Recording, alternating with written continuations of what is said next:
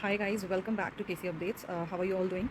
Today we are going to cover another topic from B.Ed, assessment for learning subject, जो हम पहले भी discuss कर चुके हैं. उसकी जो यूनिट 5 है स्टार्ट की हमने वो थोड़ी सी डिस्कस की थी. अनदर यूनिट है जिसमें आपके टेस्ट के बारे में बात हुई है. टेस्ट क्या होता है, किस किस तरह के होते हैं और उनमें क्या क्या बेसिकली क्वालिटीज़ होनी चाहिए.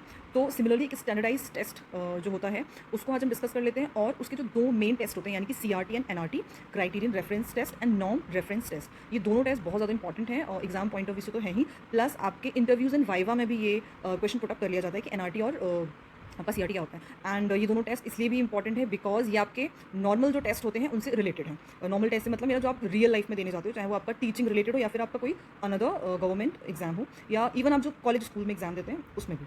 सो स्टैंडर्डाइज टेस्ट को अगर थोड़ा सा बेसिक व्यू में समझने की कोशिश करें तो वो ये होता है कि अगर आपने ध्यान दिया हो तो आपका जो एक ऑर्डिनरी टेस्ट टीचर्स लेते हैं क्लास में यानी कि क्लास टेस्ट, आप उसको ऑब्जर्व करिए और आप ऑब्जर्व करिए आपका जो एक बोर्ड एग्जाम मान लीजिए CBSE का या फिर आपके स्टेट बोर्ड का, आप उसको ऑब्जर्व करिए. तो उसके किस तरीके से वो पैटर्न उसका जो पैटर्न होता है बनने का, उसमें जो टाइमिंग मेंशन होती है और जो क्वेश्चंस का जो पैटर्न होता है वो रेगुलर होता है. और वो that's the main difference between a ordinary test and standard test, क्योंकि वो स्टैंडर्ड है. उसको एक पर्टिकुलर टीम ने अपनी डिस्कशन के साथ उसको बनाया है कि उसमें क्या होना चाहिए. इवन उसमें कई सारे एक्सपेरिमेंट किए गए हैं, कई सारी रिसर्च की गई है उसमें कि उसमें किस तरीके से क्या रखना चाहिए. इवन उसमें सैम्पलिंग वगैरह का जो है यूज़ किया जाता है. तो इस तरीके से स्टैंडर्डाइज जो टेस्ट होता है उसका अपना एक पैटर्न है और वो एक अलग इवन टॉपिक है जो आपको पढ़ना है अपने इस सिलेबस में. तो उसको भी आप जो है पढ़ लेंगे. प्लस जो मैं कराने वाली हूँ जो है आपकी दोनों के दोनों टेस्ट यानी कि NRT और CRT. तो ये क्या होते हैं वो डिस्कस कर लेते हैं. NRT होता है आपका norm reference test. Norm word से आप याद रखिएगा. नॉर्म मीन्स होता है ग्रुप, यानी कि ये वो वाले एग्जाम है, ये वो टेस्ट होते हैं जिनमें आपको जो रिजल्ट दिया जाएगा वो इस बेस पे दिया जाएगा कि आप दूसरे स्टूडेंट के रिस्पेक्ट में कैसा जो है आउटकम लेकर के आ रहे हैं, यानी कि अनदर ग्रुप ऑफ स्टूडेंट.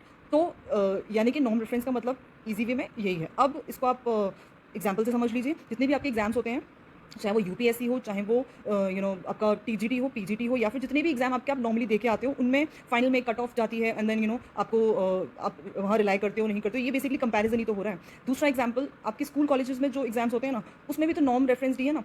जैसे कि आपका जो भी स्कोर आया 80% आया या फिर 85% आया, तो उसके बेस पर कभी आपको बताया नहीं जाएगा कि you are poor student, you are a good student. हमेशा आपका कंपैरिजन होगा एक एक एवरेज वैल्यू से कि आपने इससे ज़्यादा लाया या फिर आपने इससे कम लाया. इसके लिए कर्व भी बनता है, जैसे बेल कर्व बोलते हैं.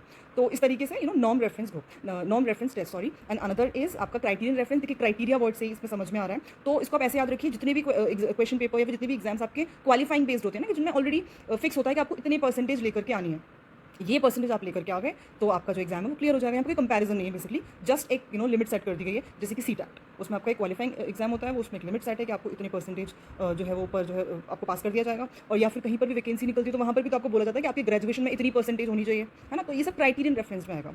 सो ये दोनों टेस्ट इंपॉर्टेंट थे, तो हम आज ये कवर कर लिए. उसके अलावा स्टैंडर्ड टेस्ट का जो पूरा का पूरा एक पैटर्न है वो कैसे होता है, क्या होता है, उसको आप जरूर पढ़ लीजिएगा. वो objective exam point of view से भी इंपॉर्टेंट है. So that's it for today. Let's meet in another video.